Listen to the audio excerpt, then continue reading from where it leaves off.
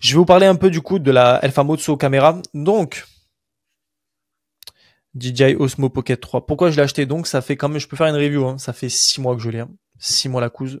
5-6 mois quand même. Je l'ai acheté en août.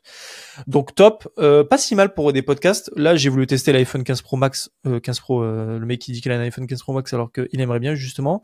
Mais j'ai voulu changer. D'habitude, j'enregistre avec cette petite caméra et l'iPhone est peut-être sur le Teco. Pas très bonne idée pour plein de raisons. Je suis en train de voir un peu la qualité. Si j'ai aussi acheté une bébé lumière que je vais pas bouger, mais du coup pour augmenter un peu, du coup la qualité visuelle au niveau de la vidéo. Très bon achat, vraiment très bon achat. Je surkiffe cette caméra, énormément de possibilités. J'ai pris le pack Creator, donc avec, je vais chercher le truc.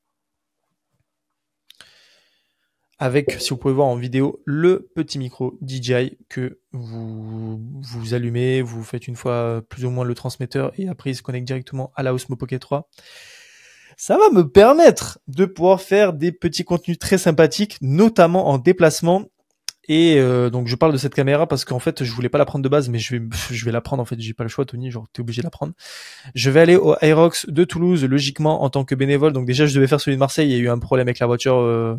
J'en parlerai plus dans l'épisode de la loi de l'attraction parce que clairement c'est corrélé. Mais je vais prendre ce petit pack de créateurs qui se met dans une petite housse de voyage avec tout ce que je peux mettre plus ou moins. Je peux pas tout mettre malheureusement, mais je vais prendre ça et je vais pouvoir documenter le Aerox que je vais faire en tant que bénévole. Donc je vais y aller un peu plus tôt pour pouvoir profiter du Aerox, pouvoir voir les créateurs de contenu qui m'inspirent, comme par exemple Bazinga, potentiellement d'autres créateurs de contenu. Bazinga va le faire en double, donc j'imagine avec quelqu'un que j'ai potentiellement envie de voir quand même en termes de créateurs de contenu. Je sais pas si c'est Eric Flag ou quoi que ce soit, mais en tout cas ça va être hyper intéressant. Ça va me, en fait je fais ce week-end pour avoir un boost d'énergie en fait, et aussi avoir ma place d'Aerox gratuite. Et si je fais le lendemain, je fais dimanche aussi. Ça va me permettre aussi d'avoir 50 € de vouchers, on appelle ça, donc en gros de coupons à utiliser sur Aerox Puma. Donc je vais acheter un bon pull, je pense, Aerox, parce qu'ils m'ont fait un pull et ils sont l'air vraiment très stylés. Donc franchement très bénéf. Donc j'y vais dans 2 semaines, le 8 et 9 février. Donc je vais pouvoir enregistrer ça, je vais pouvoir aller voir les créateurs. Tiens le micro, est-ce que tu peux nous dire un peu les objectifs? Je vais essayer de faire des réels intéressants. Je vais vous faire un retour forcément sur un podcast en entier sur mon expérience du Aerox.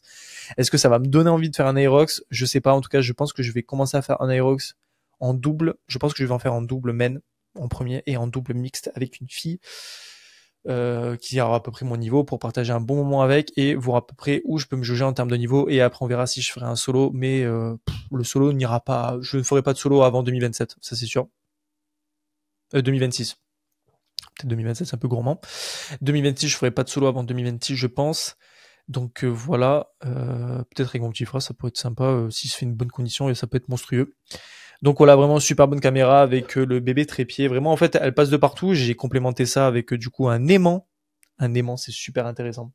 Vraiment, cet aimant est super intéressant parce qu'en fait, je peux mettre de partout sur Aoner tout tant que c'est aimanté. En fait, je peux mettre de partout et c'est incroyable. Le rendu vraiment est trop stylé. Donc j'ai trop hâte. Cette caméra vraiment est pépite. Je l'utilise pas assez encore pour les runs, mais vu que je fais de la création de contenu, que je dois filmer mon quotidien.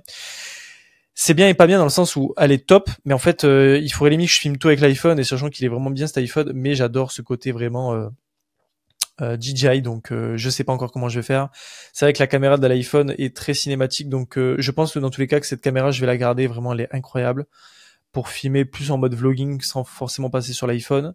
Mais peut-être que si c'est pour faire du contenu vertical de qualité, je pense que voilà, le fait de brancher ce micro-là pour quand je fais des réels, tout simplement en physique, en face to face, pardon.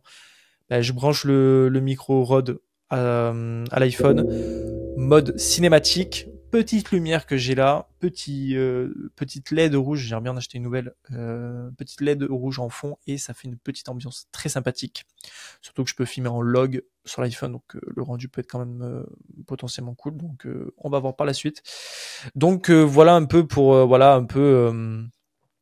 la DJI. C'est vrai que j'ai l'impression que les gens me regardent un peu moins, en même temps ils me regardent un peu plus parce que quand ils voient le petit truc, ils doivent se dire ah mais c'est cette fameuse caméra, il l'a et tout, pourquoi il l'a et tout.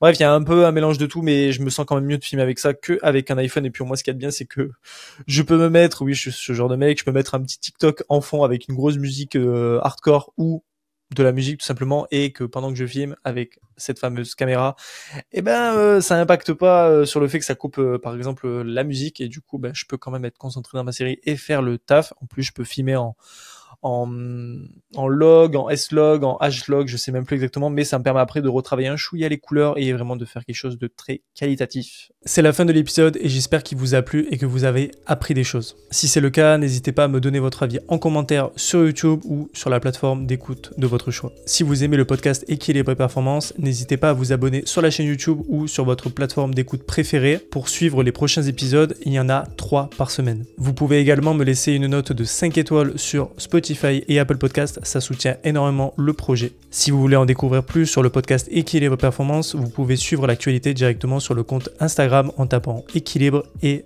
Performance. Vous trouverez facilement. Prenez soin de vous et atteignez vos objectifs avec équilibre, mais surtout avec performance. Et je vous dis au prochain épisode.